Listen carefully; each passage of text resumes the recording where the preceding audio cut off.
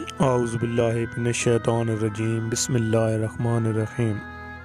ہم اپنے تمام ناظرین کو خوش آمدید کہتے ہیں اپنے یوٹیوب چینل وظائف اور اسلام پہ۔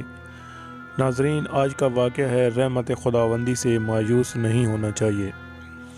حضرت ابو ہریرہ رضی اللہ تعالی عنہ فرماتے ہیں کہ رسول اللہ صلی اللہ علیہ وآلہ وسلم نے فرمایا، ایک آدمی تھا، جب اس کی موت کا وقت قریب آیا تو اس نے اپنے بچوں سے کہا، جب میرا انتقال ہو جائے تو مجھے جلا کر خاک کر دینا اور میری راکھ بنا کر ہوا میں اڑا دینا۔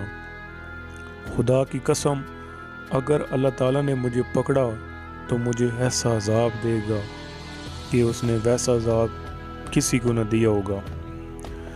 جب وہ آدمی فوت ہو گیا تو اس کے ساتھ عمل کیا گیا۔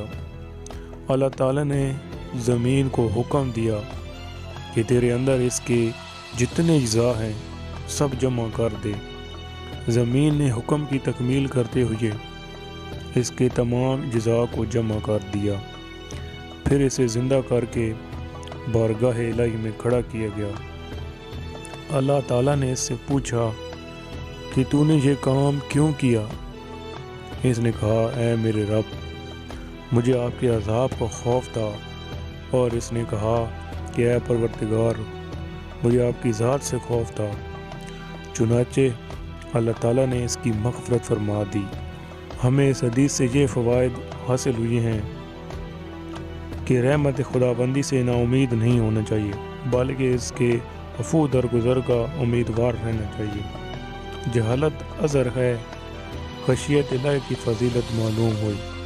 وفات کے وقت وصیت کرنی چاہیے۔ معلوم ہوا کہ اللہ تعالیٰ کی ذات قادر، مطلق اور غالب اور حکمت والی ہے۔